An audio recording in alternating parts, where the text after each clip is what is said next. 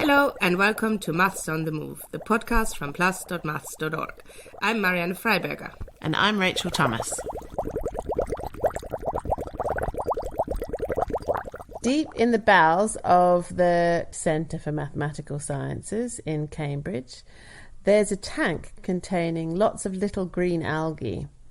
Yes, that's algae, those green and sometimes very slimy things you see anywhere where there's water, like on the rocks in the sea or in the river, or even in the tank of your coffee machine if you haven't cleaned it properly. And the algae in the maths department are called volvocales, and they aren't there because someone forgot to clean, but because they are very special. Some of these volvocales are made out of just a single cell, and they have two little hair-like filaments for arms, and they perform a breaststroke just like humans do. And we have a movie of one of them on our website at plus.maths.org, and it does look really, really cute. There are other volvocales which have 4 legs, which mimic the trot, canter, and the gallop of a horse. And yet others have hundreds of arms and perform a sort of Hawaiian dance to propel themselves forward. Now, the reason why this is special, other than being cute, is that these volvocales don't have anything resembling a brain. So how do they manage to get their filaments to synchronize in a way that allows them to perform coordinated motions worthy of a dressage horse? In this podcast, we will give you an answer to this question. And we will also find out why this answer is interesting not just for algae, but for human biology, and how it sheds light on the evolutionary process that eventually resulted in us. And as usual, we will explain some related maths in 1 minute.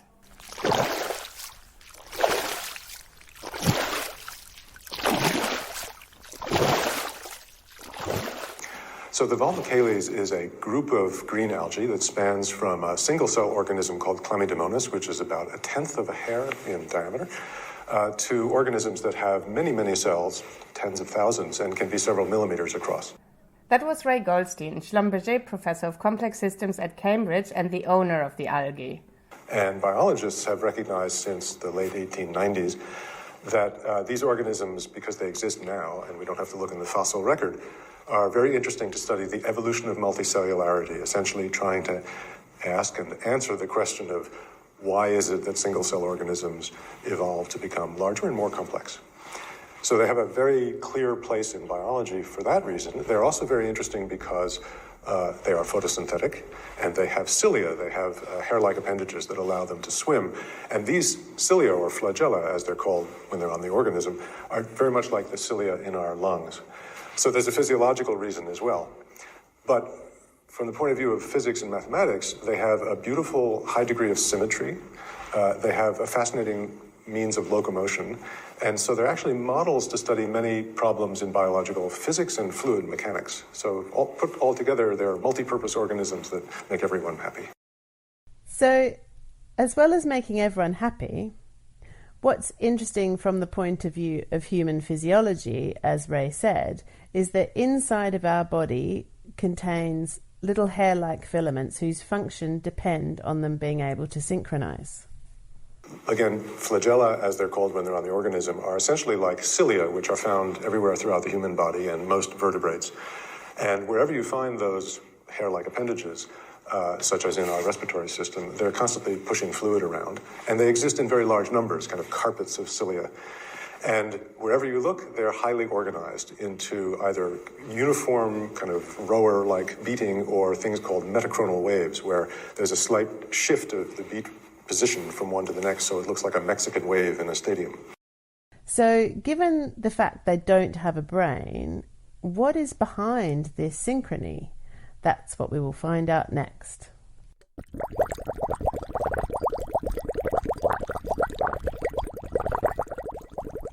To keep things simple, let's start with the simplest member of the volvocales family, the single-celled organism that has just 2 flagella and is the one that does the breaststroke. It's called Chlamydomonas. So the first thing to say is that rather than trying to study a piece of our trachea or something like that, these organisms are very easy to grow in the lab. They're very simple. organisms. And if you look at Chlamydomonas, for instance, which I have a little model of here, one of my postdocs made for me. So it's got a spherical body that's about 10 microns in diameter, so that's about a tenth of a human hair in diameter. And it has these two flagella that are oppositely oriented like this, and it beats in a breaststroke. And there is anchoring of the flagella in the cell body, and there are filamentary connections across that are known to play an important role. To really look at this tiny Chlamydomonas organism, the team used a technique that comes from in vitro fertilization. So they used glass capillaries that have tiny little tips to hold the organism, like you would hold an egg in IVF. So rather than having to chase the organism around the water tank, the researchers could watch it while it was being held in one place, beating its little flagella in vain. They also used high-speed video microscopy to observe these tiny swimmers. Equipped with this highly ingenious experimental setup, Goldstein and his team were able to test a hypothesis about how the two flagella end up doing this synchronized breaststroke. The idea was that perhaps it's all down to the interaction between the water and the flagella alone. The water simply pushes the flagella around, and the flagella react by pushing the water in turn. And eventually some sort of rhythmic flow is created which helps the flagella move in synchrony. To test this idea, first you need a mathematical model that tells you how the flagella would behave if it really is only the water that they're responding to. And luckily there is such a neat model that was devised by German scientists in 2008. In the model, the flagella, instead of being represented by a wriggly line, they're represented by a small sphere that moves around an elliptical orbit, which is just how your elbows move around an ellipse-like shape when you're swimming the breaststroke. You can calculate the fluid mechanics of spheres moving like this quite easily. Then you turn a mathematical crank in your formula, and amazingly you end up with an equation that was developed decades ago by someone called Robert Adler to describe the coupled oscillators that appear in electrical engineering. It's using this mathematical model that Goldstein and his team show that the interaction between the two flagella was of a magnitude that's consistent with the idea that they were coupled together using fluid mechanics. This was the first experimental support for the idea that fluid flow alone can cause these flagella to synchronize.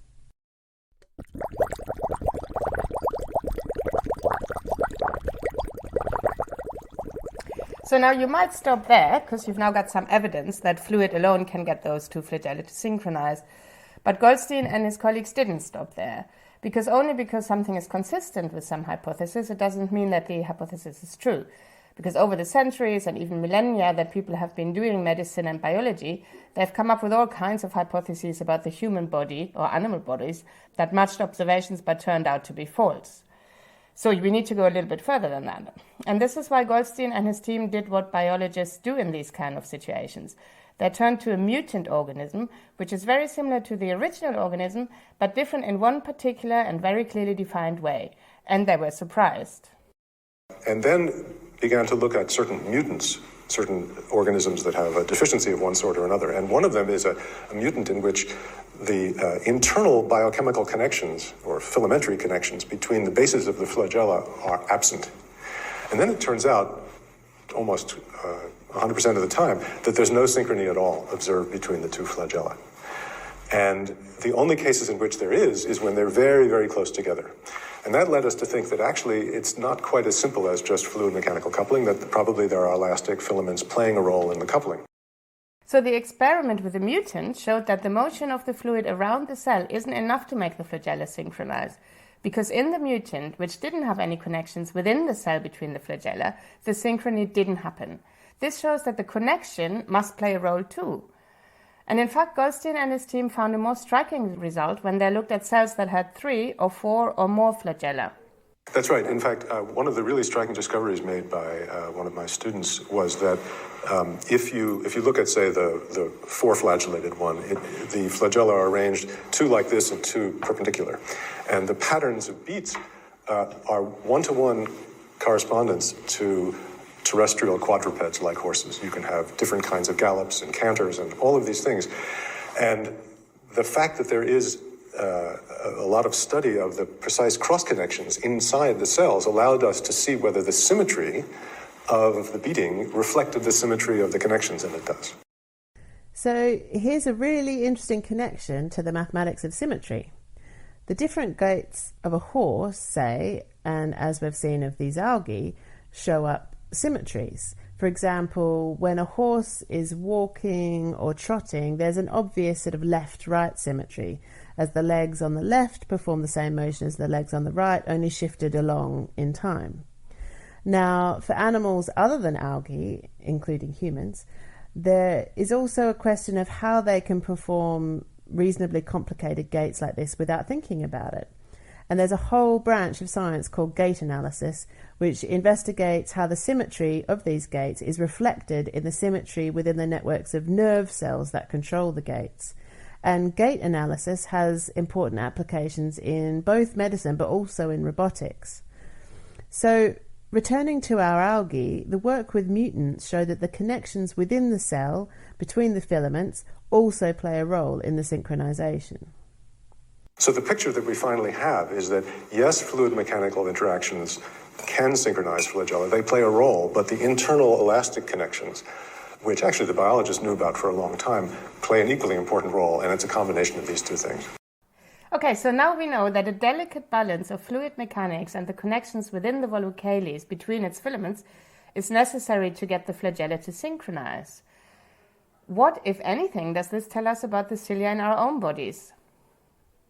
So in our body, there are situations in which one has what are called multi-ciliated cells, which are large cells with many, many cilia very close together, and then separated by a long distance to the next one like that. And so what we have come to understand is that the synchrony that's observed within one of these multi-ciliated cells is hydrodynamically driven, most likely, as is the connection, the synchrony observed between it and the next one. But when one has, as in, say, fallopian tubes or elsewhere in one's body, these carpets of cilia, there can also be cross connections through the bases. And so it's always a combination of the two that are going on. So, using techniques from IVF, fluid mechanics, an equation from electrical engineering, and the maths of symmetry, Goldstein and his team have been able to give us an idea of how the cilia in our bodies manage to synchronize to keep us alive every day. And it's all down to algae. Thanks, Algae!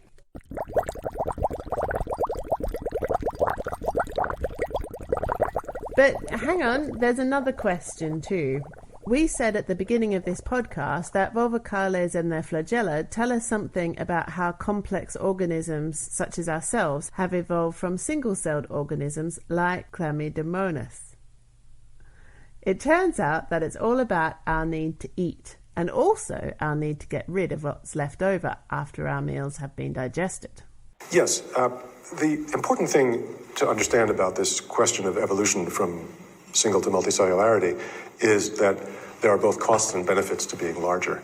So an organism that is larger, made of more cells, may, for instance, swim faster. It can escape predators more easily.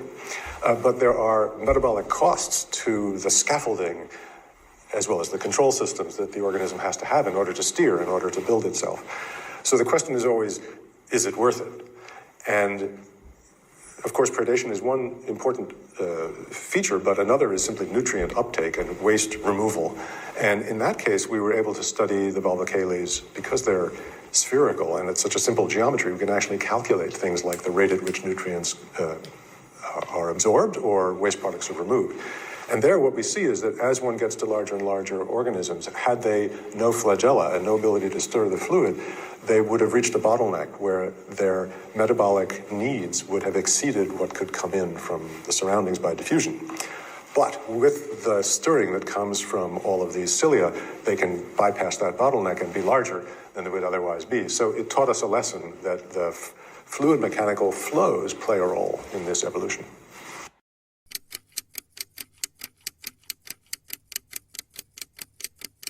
We've now come to the point in the podcast where we explain some maths in just 1 minute. Ray Goldstein talked about volvocales being spherical, and this reminded us of a mathematical problem which, according to legend, was first solved by the legendary Queen Dido and led to the founding of ancient Carthage. It's called the isoperimetric problem. So, Marianne, I challenge you to tell us about this isoperimetric problem in just 1 minute. All right. Now, whether the legendary Queen Dido really existed isn't clear, but here is the story. Denied by her brother and the killer of her husband a share of the throne of the ancient Phoenician city of Tyre, Dido convinced her brother's servants and some senators to flee with her across the sea in boats laden with her husband's gold. And after a brief stop in Cyprus, the boats continued to the northern coast of Africa, landing in modern-day Tunisia. Dido requested from the locals a small piece of land to rest on, only for a little while, and only as big as could be surrounded by the leather from a single ox hide. Sure, the locals probably thought, we can spare such a trifling bit of land. Now, neither history nor legend recalls who wielded the knife, but Dido arranged to have the ox hide cut into very thin strips, which tied together were long enough to surround the entire hill. The city of Carthage was founded on this hill, which was named after the ox hide, and the civilization that flourished here became a major center of culture and trade for over 600 years until its destruction, although the city lives on today as a suburb of Tunis. Now, celebrated in many poems and paintings, Queen Dido has been given more durable fame by mathematicians who have named the following problem after her. Given a choice from all closed curves in the plane of equal perimeter, which encloses the largest area? And that's what's called the isoperimetric problem, and the answer is a circle. You can quite easily convince yourself of this by playing with a rubber band. If you stretch out the band to be long and narrow, the area it encloses will be small. But as you make it more and more circular, the area it encloses becomes larger. Dido seems to have been aware of this when she laid the ox hide strip out in a circular arc, but a complete mathematical proof of the isoperimetric problem is tricky, and it didn't arrive until the 19th century. And you won't be surprised to hear that there's also an analogous result in 3 dimensions. Out of all closed surfaces with a given surface area, the sphere is the one that encloses the largest volume.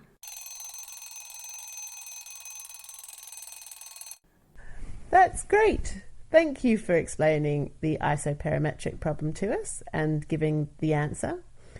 The answer explains quite a lot of the shapes that we see in nature. Imagine, for example, a shoal of fish that wants to minimize the opportunities for predators to attack. Then that shoal will occupy a certain volume, and it's best to arrange this in a shape that minimizes the surface area that the predator can attack. So you're looking for a surface that has the smallest area enclosing a given volume, which, by the answer to the isoperimetric problem, is a sphere. And that explains why fish arrange themselves in spherical bait balls when predators arrive. Conversely, if you're a tree that draws moisture and nutrients from the air, then you want to maximize your surface area interfacing with the atmosphere. So you want to be the opposite of spherical in that you want to be branchy with lots of wiggly, squiggly leaf surfaces. And if you're an animal seeking to absorb as much oxygen as possible through your lungs, then this is most effectively done by maximizing the amount of tubing that can be fitted into the lungs volumes, so as to maximize its surface interface with oxygen molecules. And if you simply want to dry yourself after getting out of the shower, then a towel that has lots of surface is best. So towels tend to be made of knotted and irregular surfaces. Then they possess much more surface per unit volume than if they were just smooth.